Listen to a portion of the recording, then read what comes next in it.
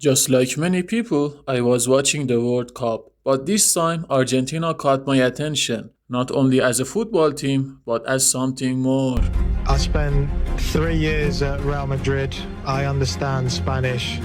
A player who hadn't even stepped onto the pitch ran up to me, pointed at the badge on my shirt and said, "Go home, clown." He thought I couldn't understand it.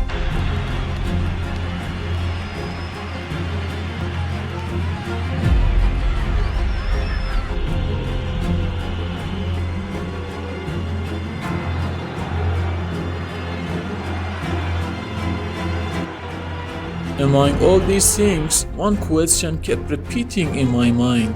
Why do they look more European than many European teams? Where are the black or indigenous people, unlike in many other South American or even North American teams?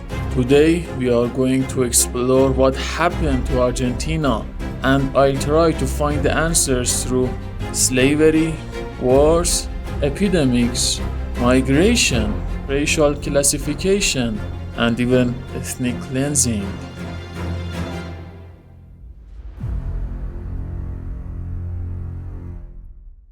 It is sometimes said that Argentina is a European country in South America, but that description hides much of its history. Before Europeans arrived, the territory contained many indigenous nations. During Spanish rule, thousands of enslaved Africans entered the region.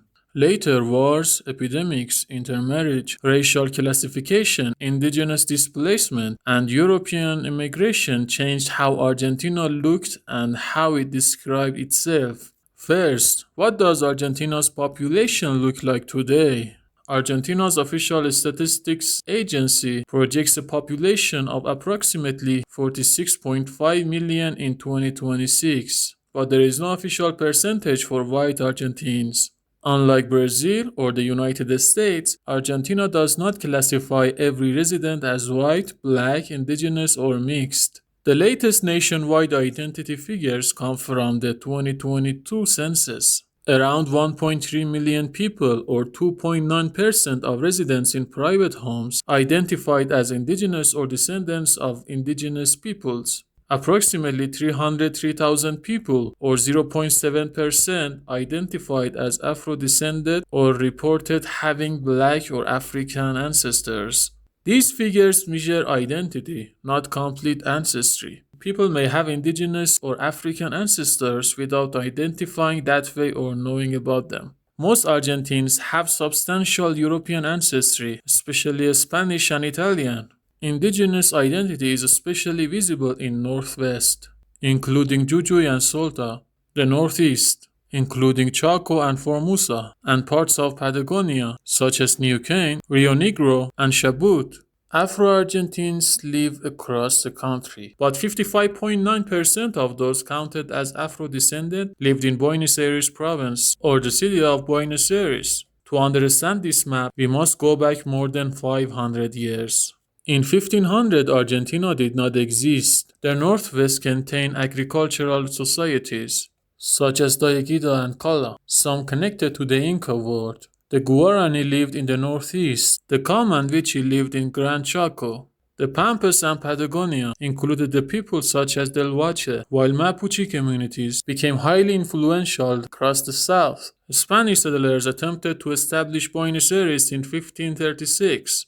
But the settlement failed. A permanent settlement was created in 1580. In 1776, Spain established the Viceroyalty of Rio de la Plata, with Buenos Aires at its capital. This territory included parts of present-day Argentina, Uruguay, Paraguay, and Bolivia. Buenos Aires removed the Spanish viceroy in 1810. Independence was declared in 1816, although civil wars continued for decades. Colonial Argentina was not simply a society of Europeans and indigenous people. Enslaved Africans arrived through Atlantic and regional trading networks. Buenos Aires and Montevideo also served as ports through which enslaved people were transported through Chile, Peru, and the South America interior. Research estimates that more than 70,000 enslaved Africans arrived at Rio de la Plata ports during the final 35 years of Spanish colonial rule.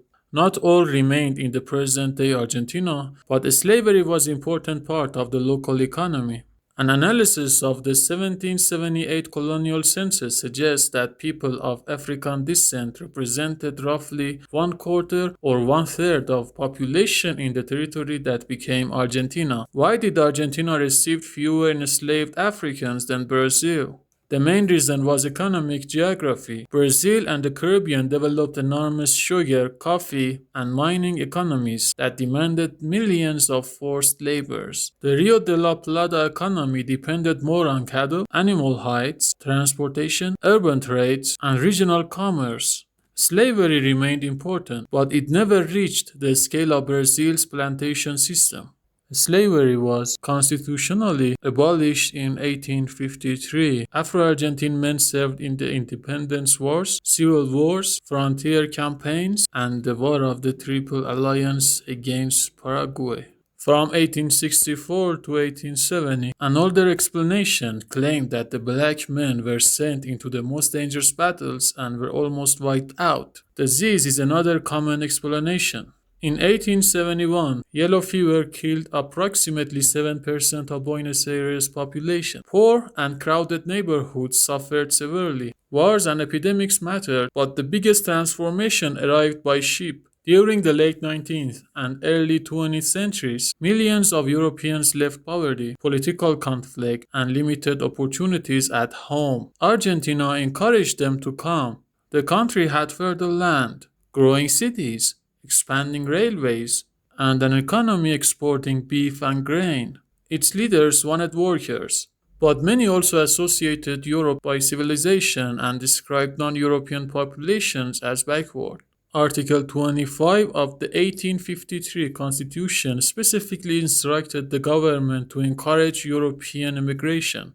That wording remains in Argentina's constitution today. From 1857 to 1940, approximately 6.6 million European and Middle Eastern immigrants arrived. Italians were the largest group, followed by Spaniards. Others came from across Europe and the Middle East. The effect was enormous because Argentina's population was originally small. It grew from around 1.9 million people in 1869 to approximately 7.9 million in 1914. By 1914, about 30% of the entire population was foreign-born. In Buenos Aires, the population was close to half. This did not require black or indigenous people to vanish. Existing communities became a smaller percentage of a rapidly expanding population, while intermarriage made many family histories less visible. At the same time, the Argentina state expanded into indigenous territory. During the 1870s and 1880s, the military conducted campaigns called the Conquest of the Desert. But Patagonia and Pampas were not empty. Indigenous communities lived there. Thousands were killed, captured, or displaced, and large territories were transferred to the government and powerful landowners. The idea of an empty desert helped present this expansion as progress rather than conquest.